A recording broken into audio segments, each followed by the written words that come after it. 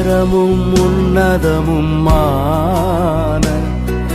சிங்காசனத்தில் வீற்றிருக்கும் ஆண்டவரும் இரட்சகருமாகிய இயேசு கிறிஸ்துவின் விலையேறப்பட்ட நாமத்தினாலே உங்கள் யாவருக்கும் என் அன்பின் ஸ்தோத்திரத்தை இந்த காலை நேரத்திலே நான் உங்களுக்கு தெரியப்படுத்துகிறேன். 2 கொரிந்தியருக்கு எழுதின நிருபம் 7ஆம் அதிகாரம் 1வது வசனத்திலே வராக வாசிக்கின்றோம். இப்படிப்பட்ட வாக்குத்தத்தங்கள் நமக்கு உண்டாதிக்கிறபடியினால் பிரியமானவர்களே, மாம்சத்திலும் ஆவியிலும் உண்டான எல்லா அசூசியும் நீங்க நம்மை சுத்திகரித்துக் கொண்டு பரிசுத்தமாகுதலை தெய்வ பயத்தோடு பூர்ணப்படுத்த கடவோம் என்று சொல்லி நாம் பார்க்கிறோம். கிறிஸ்துவுக்குள் அன்பான தேவனுடைய பிள்ளைகளே, கர்த்தர் நம் ஒவ்வொருவரையும் தம்முடைய சித்தம் செய்வதற்காகவே அவர் பிரத்யேகமான ஒரு அழைப்பை நம் ஒவ்வொருவருக்கும் அவர் கொடுத்திருக்கிறார். ஒரு பிரத்யேகமான அபிஷேகம் பண்ணி நம்ம ஒவ்வொருவரையும் அவர் தெரிந்தெடுத்திருக்கிறார். ஆகினால் நாம் தேவனுடைய அந்த அடிப்படை நியமங்களுக்கு விதிவிலக்கானவர்கள் என்று ஒரு நாளும் யாராலும் சொல்லவே முடியாது.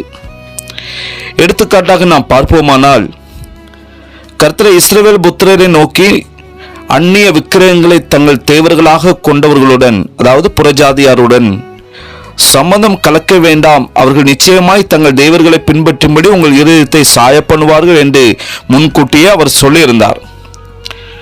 ஆனால் சாலமோன் என்னும் தாவீதின் குமாரனை கர்த்தராகிய தேவன் தாமே பிரத்யேகமாக அழைத்து பிரத்யட்சமாக அவர் அபிஷேகித்தார். ஆனால் இந்த சாலமோனும் அந்நிய ஸ்திரீகளை தன் மனைவிகளாக்கி கொண்டதால் ஒரு வயது சென்ற காலத்திலே அவனுடைய மனைவிகள் அவன் இருதயத்தை அந்நிய தேவர்களை பின்பற்றும்படி சாய பண்ணினார்கள். இதனால் சாலமோன் ராஜா பாவம் செய்து கர்த்தரை விட்டு தூரம் சென்று விட்டான். கிறிஸ்துவுக்குள் அன்பான தேவனுடைய பிள்ளைகளே, நாம் ஒவ்வொருவரும் ஒரு பிரத்யேகமான அழைப்பை பெற்றவர்கள்.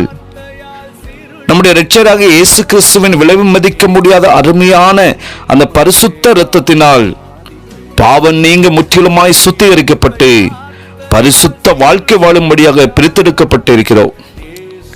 நாம் ஒவ்வொருவரும் பிதாவின் இடத்தில் சேரும்படியாக அப்படிப்பட்ட ஜீவனுள்ள புதிய வழியை அவர் நமக்காக உண்டு பண்ணியிருக்கிறார். இந்த அருமையான அழைப்பையும் தேவன் தந்த அந்த சுயாதீனத்தையும் கர்த்தருடைய வார்த்தையின்படி பரிசுத்தமாக காத்து கொள்ள வேண்டும் என்று சொல்லி பரிசுத்த ஆவியானவர் இந்த காலை நேரத்தில் அவர் வாஞ்சிக்கிறார். எனவே கிறிஸ்துவுக்குள் அன்பானவர்களே, உங்களையும் என்னை அழைத்து தேவன் பரிசுத்தமுள்ளவர், அவர் நீதியுள்ளவர், அவர் நித்தியமானவர்.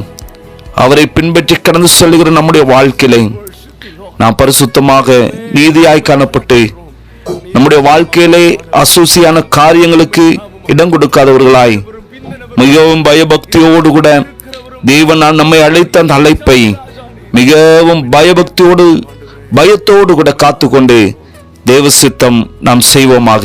செபிக்கலாமா?